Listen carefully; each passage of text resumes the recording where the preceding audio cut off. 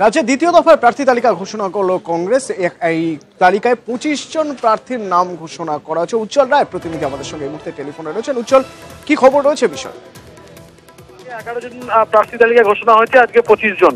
অতএব যেটা দেখা যাচ্ছে যে 6টি আসন এখনো পর্যন্ত খালি রাখা হয়েছে। বিষ্ণুপুর, ডায়মন্ড হারবার, তমলুক, কলকাতা উত্তর, যাদবপুর এবং বাঁকুড়া। এর মধ্যে প্রথমে যেরকম বলা হচ্ছিল যে এর মধ্যে ছিল আরামবাগ ছিল, আরামবাগটাই কিন্তু এখান থেকে সরিয়ে আরামবাগে প্রার্থী ঘোষণা করে দিয়েছে কংগ্রেস।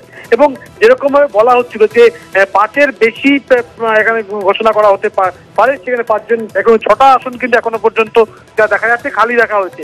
এই বিষয়টা নিয়ে কিন্তু কংগ্রেস অন্দরেই কিন্তু চর্চা চলছিল।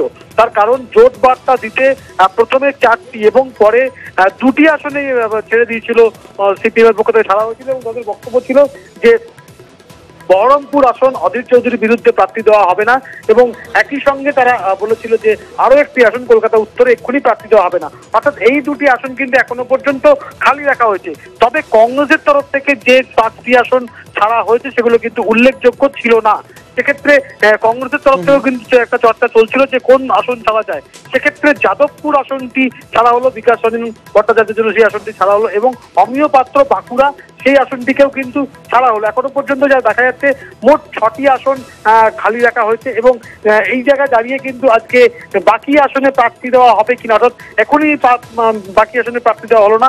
মোট 5টি আসন ছাড়ার কথা ছিল, একটি আসন এখানে অতিরিক্ত দেখা যাচ্ছে। সেই একটি আসনে কংগ্রেস পরবর্তী সময় প্রার্থী দেয় কিনা সেটাই এখন দেখা। অন্যদিকে কংগ্রেসের তরফ থেকেও কিন্তু যে 2টি আসনে তাদের সাংসদ ছিল, অর্থাৎ মালদা উত্তর এবং জঙ্গিপুর, এখানে যে প্রার্থী বামফ্রন্টের পক্ষে দেওয়া হয়েছে সেই দুটোকে কিন্তু প্রত্যাহার করার জন্য বলা হয়েছিল কংগ্রেসের পক্ষ থেকে।